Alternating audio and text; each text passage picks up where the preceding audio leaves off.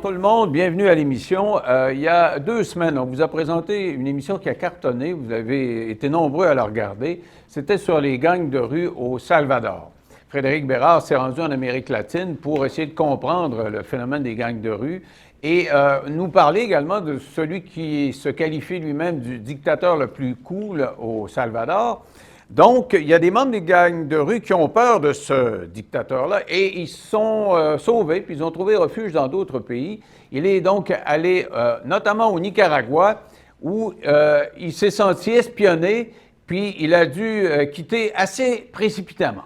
Ouais, ben c'est pire que je pensais. Au final, c'est un vrai carnage en matière de droits humains, en matière de liberté d'expression, en fait. Si au Salvador, on peut craindre les dérapages, au moins c'est fait pour le bien commun. Ici, c'est clairement de la répression politique basée strictement sur des intérêts partisans. On a fermé une douzaine d'universités dans le pays, c'est-à-dire la moitié déjà. Tous les manifestants aux réformes, ou à peu près, se ramassent en dedans. Les journalistes, même affaire, sont fichés, sont détenus de manière arbitraire. J'ai validé certaines informations de Human Rights Watch et compagnie. Les gens veulent pas parler ici. C'est très difficile d'obtenir des témoignages. Puis quand j'en ai, c'est de manière anonyme. Et là, ça commence à chauffer un petit peu parce que les 2 personnes avec qui j'étais à coquiner là, ne répondent plus à mes textos et à mes autres messages. Fait que je commence à penser que l'eau commence à grimper pas mal. Alors, voilà. Avec moi, Frédéric Bérard, qui est de retour au pays. Au moment où tu enregistrais ça, tu n'étais pas gros dans tes culottes. Assez petit. Oui, parce que qu'est-ce qui est arrivé? Faut d'abord se remettre en perspective. Tu étais au Salvador. Ouais. Tu nous as fait une excellente intervention. D'ailleurs, c'était vu par beaucoup de monde. Et là, tu nous as dit, je m'en vais au Nicaragua, puis j'irai éventuellement au Guatemala, parce qu'il y a des membres de gangs de rue qui sont tellement traqués au Salvador qu'ils se sauvent. Là. Ils quittent le pays. Ouais. Tu es allé au Nicaragua, mais ça ne s'est pas passé comme tu pensais. Raconte-moi. Bien, je sais pas, oui, tu me l'as déjà dit. Le Nicaragua, moi, ça m'a toujours un peu fasciné, ce pays-là. Hein? Les contrats dans les années 80, financés par la CIA, renverser le régime. Et là, le président actuel, Ortega, lui, était de l'autre bord dans ce temps-là, c'est-à-dire du côté des gentils, en tout cas. Ah oui, quand j'étais jeune, là, lui, c'était le révolutionnaire. Exact. Il avait la famille Somoza qui était au pouvoir, puis lui, il posait les bombes, puis c'était sa job, jusqu'à ce qu'il se fasse élire président en 90, je pense. Oui, puis là, après ça, il a perdu, puis il est revenu. Et quand il est revenu, plus tard, donc au début des années 2000, là, ça a changé. Là, le gauche, il n'y a plus rien de gauche dans ce gars-là. Au contraire, il s'est dit, hey, le pouvoir, c'est le fun, je vais le garder. Et puis, petite anecdote qui est un peu révélatrice, tu sais ce que fait sa femme dans la vie? Pas vice-présidente? Oui. Je te l'ai dit avant. C'est ça. Bon, le punch. J'ai l'air de suivre ça dans le détail. Mais elle, contrairement à Ortega, n'a jamais été à gauche. Elle était du bord des comptes, toujours été du côté de la dictature. Et c'est un carnage de droits humains, je blague pas. Quand je suis débarqué là, écoute, je te le dis, là, je sortais du Salvador, qui était quand même quelque chose d'intense. Tu l'as vu, des barbelés partout. Mais il y avait quelque chose de beau. On en a parlé ensemble. Un peuple libéré, bon, blablabla. Parce que le dictateur le plus cool a mis une gang, voilà. Des dizaines de milliers de personnes en prison. 66 000. C'est Frédéric Bérard, le gauchiste, représentant des droits individuels, qui applaudit le dictateur de gauche. Je l'ai applaudi timidement quand même. Un petit peu. Mais il y a des enjeux par rapport à ça. Mais bref, il a libéré son peuple. C'est ça la vérité pour l'instant. De façon un peu cow-boy, pour ne pas dire excessivement dangereuse, mais le peuple est libéré. Là, tu débarques au Nicaragua, c'est juste à côté, là. C'est pas loin, là. C'est 50 minutes d'avion, un et l'autre. J'étais à Managua, qui est la capitale. Mais là, personne ne te parle. Le monde regarde à terre. Personne ne veut trop raconter d'histoire. Puis là, moi, je débarque pas là avec ma grand ya, je suis journaliste, là, tu sais, je fais le touriste, je fais l'épais, les empreintes, tout le kit. Tu as déjà dit que tu étais bon là-dedans. Oui, je sais. Mais là, tu vois, ça a marché cette fois-là, comme ça marche souvent. C'est pas un rôle de composition, avoir l'air épais, hein? Tu vois, c'est naturel. Mais là, je me suis dit, OK, là, ici, c'est dangereux, par exemple. J'ai eu plus peur, façon de parler, au Nicaragua, qu'au Salvador. C'est ça qui m'a frappé Ouais. quand j'ai su ça, c'est parce que le Salvador, on voit l'armée partout, la prison, puis le monde qui te racontait comment des femmes se faisaient violer du temps où les gangs trônaient. Et là, tu rentres de l'autre côté, puis on a l'impression que c'est un petit peu mieux, mais Puis je pas te dis, ça. c'est quoi la différence? C'est pire. Parce qu'au Salvador, tu as un enjeu de gang de rue. Ça, c'est une chose. Mais au Nicaragua, l'ennemi public numéro un, c'est pas les gangs de rue, c'est le gouvernement. Les gens ont la chienne, et je pèse mes mots, de leur propre gouvernement. Les seuls à qui j'ai réussi à parler, puis souvent, j'ai une couple de témoignages, la plupart du temps c'est anonyme, mais j'en ai quelques-uns à l'écran, te disent, ben, démocratiquement, ça va bien, tant que tu t'occupes de tes affaires, tu fermes ta gueule. C'est pas tout à fait ça une démocratie, là. Mais je ne les blâme pas, là, remarque bien. Et ça a souvent été comme ça. Sauf que depuis 2018, Ortega, disons-le franchement, viré sur le top. Il a fermé la moitié des universités du pays, c'est-à-dire 12 sur 24 à peu près.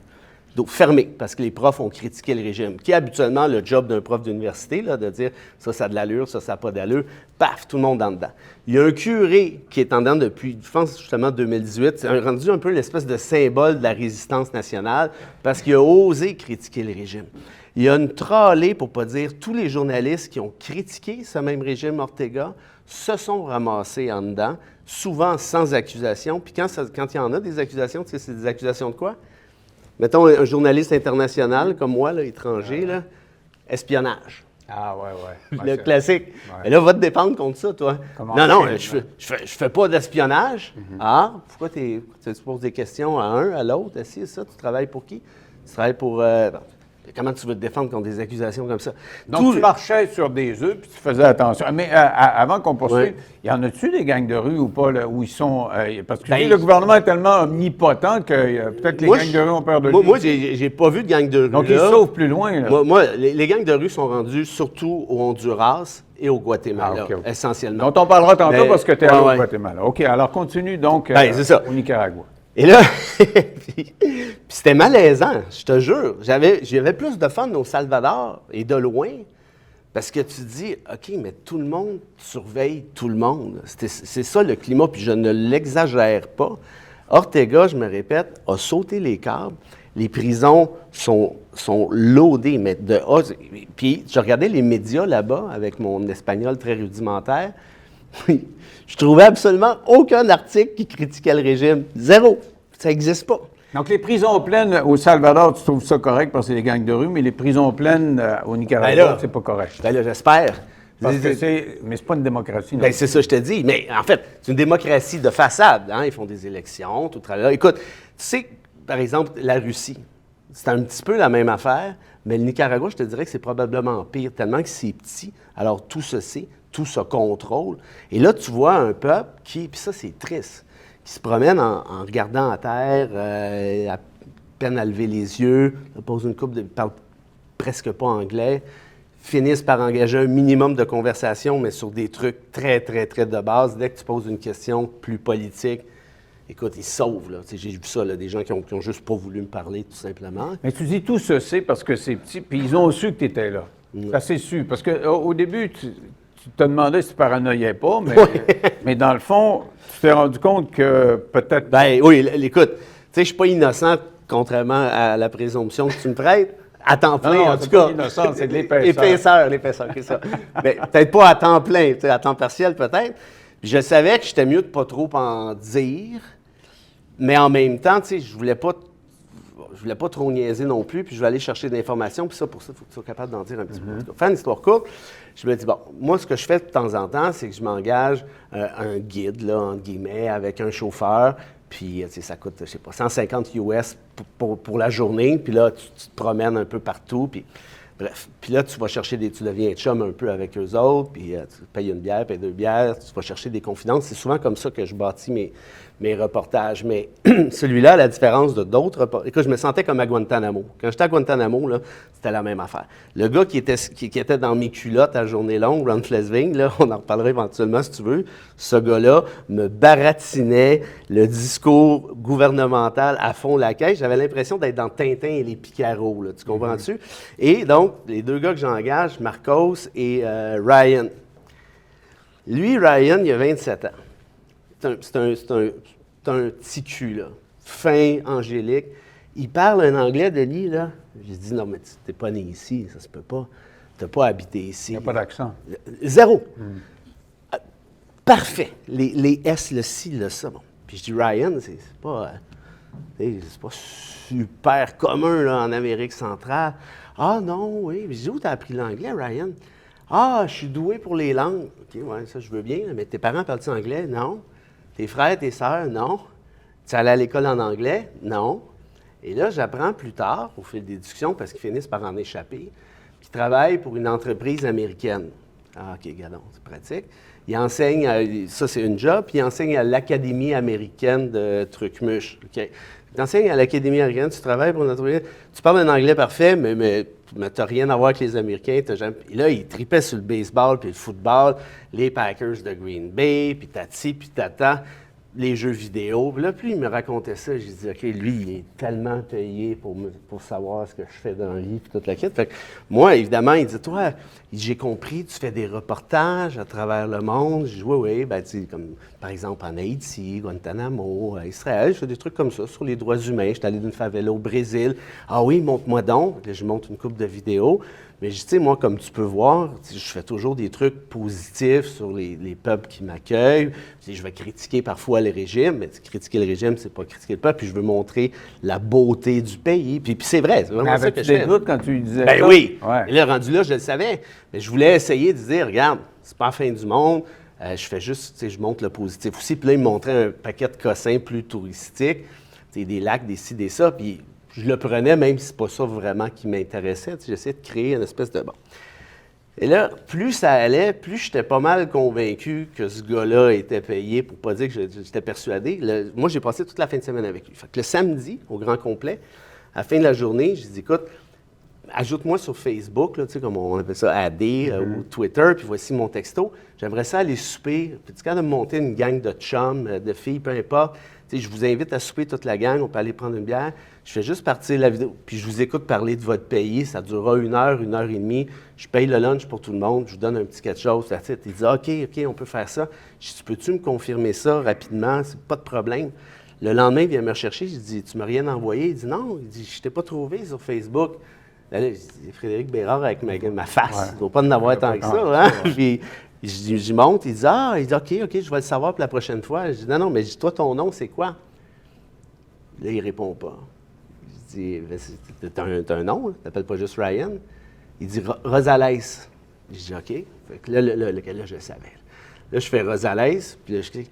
Ah non, mais il dit, tu le trouveras pas sur Facebook. Je dis, OK, bien, je suis un espion, mais pas ça sur Facebook. Je vais le trouver, à quel nom? Ah, mais non, mais juste Twitter. Ah non, mais Twitter, c'est la même chose. Mais peux-tu me donner ton numéro de téléphone? Bref. On ne voulait rien savoir. Fait que là, pour moi, c'était clair et net que c'était le cas. Et puis, il est arrivé quelque chose d'un peu weird, il ne faut pas dire. C'est qu'à la toute fin de la fin de semaine, où là j'avais une certitude. C'était sûr. Et il me dit... Puis là, moi, parce que c'est bien le fun, là, tout ça, puis il est fin, ce gars-là, là, mais moi, il faut que je sorte du Nicaragua après, là. Mm-hmm. Puis là, je sais qu'ils savent tout. Il est allé sur Google, puis j'ai montré des affaires, je savais qu'ils avaient déjà vues, ils m'en avaient parlé, t'sais. Là, il me dit, Fred, pourrais-tu me dire, selon toi, c'est quoi la plus belle leçon de vie que je devrais... Je faisais passer un examen, tu se mettre donner la bonne réponse et sortir du pays. Et là, je dis, hey, boy, quelqu'un qui me demande un conseil sur une leçon... Ça sort d'où, ça? T'sais, on est dans le taxi à la fin. Puis, sans trop réfléchir, je dis, tu sais, Ryan, dans la vie, quand tu es juste... Quand tu fais des choses de manière juste, évidemment, la justice, c'est un peu subjectif, mais tu es quand même. Tu fais des choses de manière juste, tu es honnête avec les gens, tu donnes leur juste, tu dis la vérité, puis tu défends ceux qui méritent d'être défendus. Je parle juste pour moi, mais quand tu fais ça, tu te couches le soir, tu dors, puis tu es bien. Puis il dit, That's pretty good advice. Thank you, sir. I appreciate that. That's pretty good advice. Puis le pire, c'est que sur le coup, sa question m'a tellement surpris que j'ai pas essayé d'y passer un message puis de le faire sentir mal. Mais je te jure, quand j'ai répondu ça, c'est comme si je l'avais frappé à coups de bâton. Ben oui, c'est pas ça. Tu étais en train de dire que c'était injuste dans son pays, puis là, il te prêtait flanc à te faire arrêter. Non, moi, c'est pas comme ça que je l'ai vu. Mais là, tu me dis ça, puis c'est peut-être toi qui as raison. T'as encore plus peur maintenant que je te le dis. Mais non, moi, la façon que je l'ai vu, c'est, regarde, je sais que tu me bullshit, je sais que tu me dis de la frime, ça tient pas à la route ton affaire, je sais que tu es un espion, puis c'est tout. Moi, c'est comme ça que je l'ai Oui, mais lui, moi, je pense qu'il l'a pris autrement. En tout cas, tu as eu peur après. Ben là, Parce que la tension a monté, là. écoute, là, ça, c'est le dimanche soir, ce que je te dis là. Le lundi, là, je texte le Marcos de choix. Il ne me répond pas. Je vais voir le desk en avant. Pouvez-vous me rappeler Ryan? Ryan, il ne répond plus. Ah, il n'est plus disponible. Puis tata, je dis non, je ne vais pas l'engager pour 3 jours. Je veux juste y parler. Plus moyen d'y parler, plus moyen de rien faire. Donc, les textos du Marcos, parce qu'il ne m'a jamais donné son texto puis son truc. L'autre, oui, parce que c'est une carte de chauffeur classique. Plus personne qui répond. Rien. Mardi, même affaire. Puis là, ça commence à être bizarre. Puis je regarde de plus en plus, en fouillant, les journalistes étrangers. Là, au moment où on se parle, là, il n'y en a pas au Nicaragua. Tu sais, fait Nicaragua, là, ici, Il y a zéro. Il n'y a personne qui va là. Et là, je commençais à allumer. Fait que je prends mon billet d'avion pour le mercredi soir parce que je me dis que de toute façon, je ne peux même plus parler. Là, je ne peux plus parler à personne. Ça va juste mal finir. Et là, je reçois un appel de quelqu'un que tu connais bien, là, qu'on nommera pas. Mais moi, j'aimerais ça. Ah oui, vas-y. Parce que tu as cet appel-là. Ouais. C'est quelqu'un qui a des origines dans ce pays-là, Ouais. puis qui dit « Scram, Oui. va-t'en. » Et là, tu enregistres une vidéo, Ouais. parce que là, tu dis « Bon, si je me fais arrêter, parce que c'est la façon de procéder, c'est qu'ils arrêtent à l'aéroport. Tu dis « Bon, je vais prendre l'avion tantôt, je vais peut-être me faire arrêter. » Et tu enregistres ceci. Et si ça arrive, paniquez pas, c'est pas grave. En fait, pense pas. Mais j'aimerais ça que cette vidéo soit diffusée. J'ai déjà avisé évidemment André Aumier là, qui s'occupe de mes vidéos, de la diffuser, puis vous pouvez peut-être la partager si André va attendre le go d'une personne là, en qui j'ai confiance, là, qui s'y connaît à ce niveau-là, sur les questions de pression politique à l'international.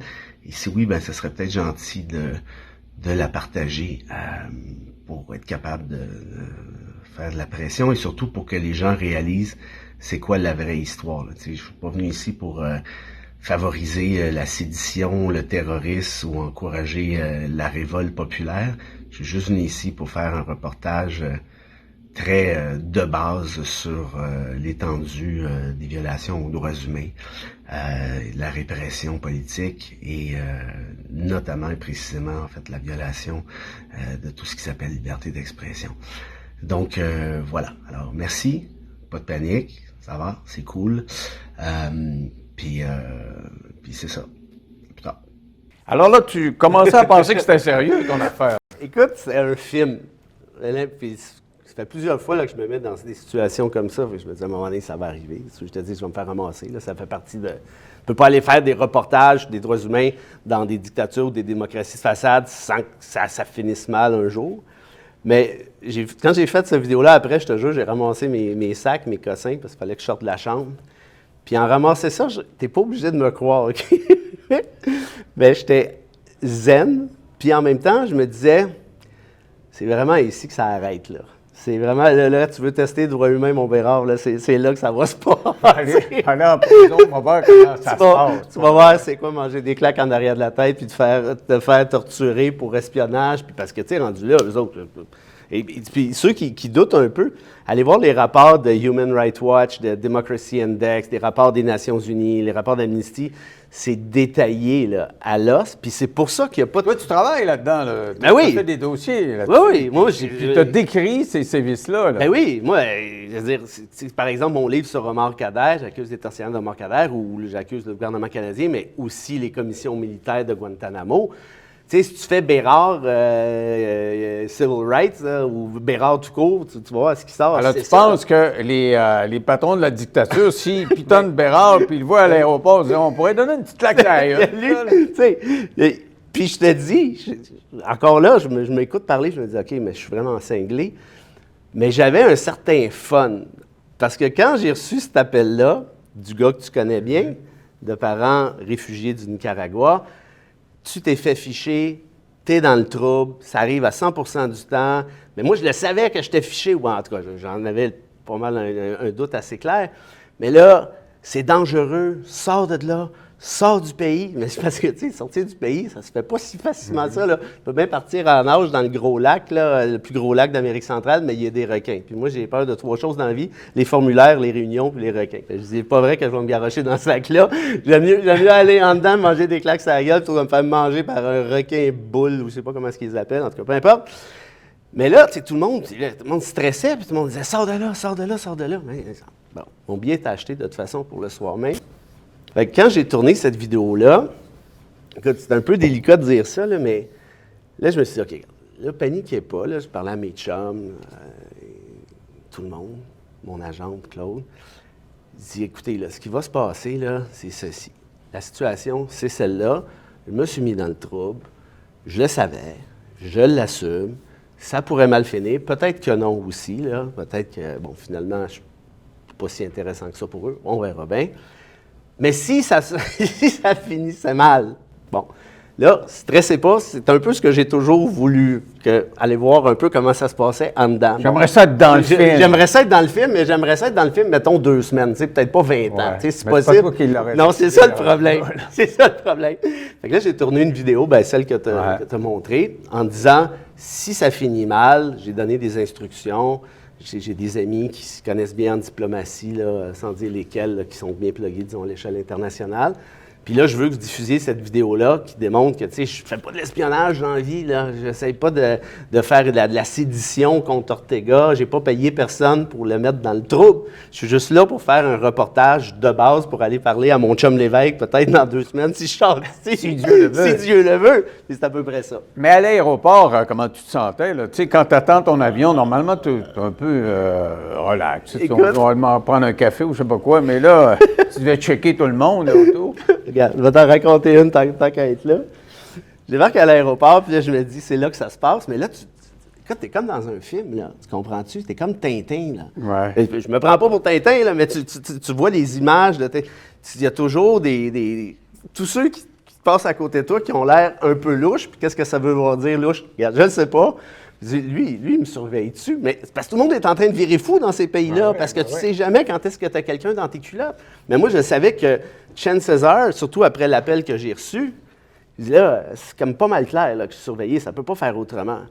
Fait que tu t'en vas à. Je n'avais pas pu enregistrer à l'avance, fait que je vais à la compagnie d'aviation.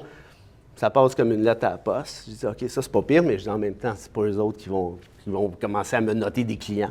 C'est pas là que ça se passe. Là, je me promène un peu, puis je te jure, là, je regardais à côté, je regardais en arrière, j'arrêtais de prendre un café, puis j'essayais de voir, y en a-tu un dans la gang? Tu sais, puis je vais essayer d'avoir l'air le plus innocent possible. Tu vas me dire que c'est pas dur.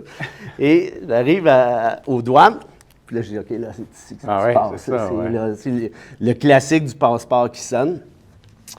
Et là, il y en a 4-5. Il y en a, je ne sais pas, une jeune, elle doit avoir 25-30 ans. Elle faisait des sourires aux personnes juste avant moi. Je dis, OK, elle c'est pas pire. Elle n'a pas l'air de trop suivre sa job. Parfait. Je débarque. Alléluia, elle ne parle pas anglais pantoute. J'ai dit, c'est merveilleux.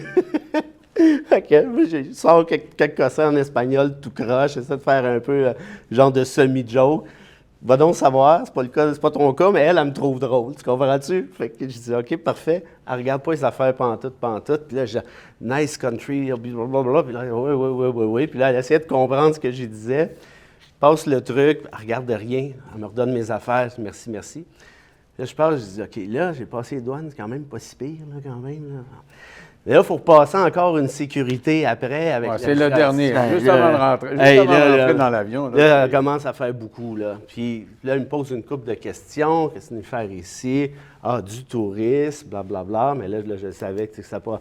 Puis la femme, elle me regarde, elle dit du tourisme. Je dis oui, du tourisme. C'est what kind of tourism? Il n'y a pas de touristes. Mais le pire, c'est que c'est vrai. Il n'y a pas. En tout cas, moi, c'est pas comme le Costa Rica. Les Québécois connaissent le Costa Rica. Mais c'est pas je connais une couple de personnes qui sont allées, là, mais tu sais, pas dans un cadre comme celui-là. Puis j'ai pas vu de touristes la première vue, en tout cas. Et là, je passe après. Puis là, je m'en vais juste pas loin de ma porte. Il y a un petit resto juste en face, un petit bar. Là, je fais, OK, ça a passé proche, parfait. Fait que je débarque là. Là, je me prends une bière. Puis, je suis en appel, on Zoom avec couple de chums pour un projet ici, tout le kit. Puis mon agente est là-dessus. Puis elle a vraiment hâte que je décolle. Tu comprends-tu? Puis à un moment donné, le gars, j'avais pas fini ma bière, mais il avait hâte de faire mieux, je sais pas quoi. Il prend le restant de la bière, puis il le vide dans le lavabo. Mon premier réflexe, c'est « Qu'est-ce que tu fais là? Ma bière est pas finie. » En train de me faire arrêter, là. Puis mon agent Claude a crié « Toi, tu vas être gentil. T'es gentil. Tu vas pas te... » J'ai dit « Non, je suis gentil. » Il n'y a pas de problème. Garoche ma bière, c'est pas grave. Tout est beau. Écoute, 1 heure après ou quelque chose comme ça, j'étais parti, mais là, je repassais par le Salvador. Parce que, écoute, il n'y avait pas de vol direct Nicaragua-Guatemala. Fait que je reviens au Salvador. Là, je me dis, tu sais, c'était des pays alliés, là, tu sais, en quelque sorte. Là, c'est limitrophe. C'est un à côté sur l'autre. Là, ça va-tu être là? Je sais pas. Écoute, bref, je me suis ramassé au Guatemala Donc, après Tintin au Salvador, Tintin au Nicaragua, tu es rendu à Tintin au Guatemala. Et là, tu sens la pression qui tombe, là, quand même. Quand je suis... Mais ouais, c'est encore drôle parce qu'à débarquer au Guatemala, il faut que tu remplisses. J'avais jamais vu ça, là. En tout cas, je l'ai fait une 50aine de pays. C'est la première fois que je vois ça. J'imagine que ça va devenir une mode, malheureusement. Je débarque, je passe les douanes, tout est beau. J'arrive pour passer le dernier truc. Elle me dit, vous ne pouvez pas passer, vous, monsieur. Je dis, comment ça? Elle dit, vous n'avez pas votre code QR. Je dis, quel code QR? Elle dit, ça prend un code QR. Ça prend un code QR. C'est ça, cette affaire-là. Donc, elle me retourne, je repasse les douanes de l'autre. Regarde, il n'y a rien qui finissait. C'était rendu 1h ou 2 du matin. J'étais écœuré sans moyen temps. Mais bref, une fois que ça arrive, c'était pas compliqué. C'était juste de remplir les cossins. Une fois que je suis traversé là, j'ai fait, OK, ouais, là, ça a passé quand même assez proche. Et le problème, c'est que le Guatemala a adopté les mêmes postures que le Nicaragua, ni plus ni moins. Dans le sens où l'ennemi public numéro 1, c'est le journaliste. Hein? Ces pays-là, là, on va se le dire franchement, le seul qui est, ironiquement, là, qui est relax avec les journalistes actuellement, c'est le Salvador, parce qu'ils veulent... Toi, le dictateur cool, tu l'as vraiment trouvé cool. Non, mais c'est comme ça que tu l'appelais. C'est pas moi qui l'appelle. Tu t'es senti plus en sécurité là-bas. C'est lui qui s'appelle de même. Non, je comprends, mais tu t'es senti plus en sécurité au Salvador qu'au Nicaragua et au Guatemala. 100 000 à l'heure. Ah ouais. Mais le Guatemala, là, moi, ma grosse question, parce qu'à la suite de la conversation qu'on avait eue, j'avais l'impression, moi, que les gangs de rue, il y en a arrêté pas mal, là, mais que ceux qui ne s'étaient pas fait pogner, ils étaient montés. Là. Est-ce qu'il y en avait? Oui. Là, le Guatemala, là, tu vois, ils viennent d'élire un nouveau président, Alvarero, le 8 février 2024. Donc, genre 2 semaines avant que je sois là, ou à peu près. Fait que là, tu sentais une espèce de vent de mi-changement, tu sais, en quelque sorte.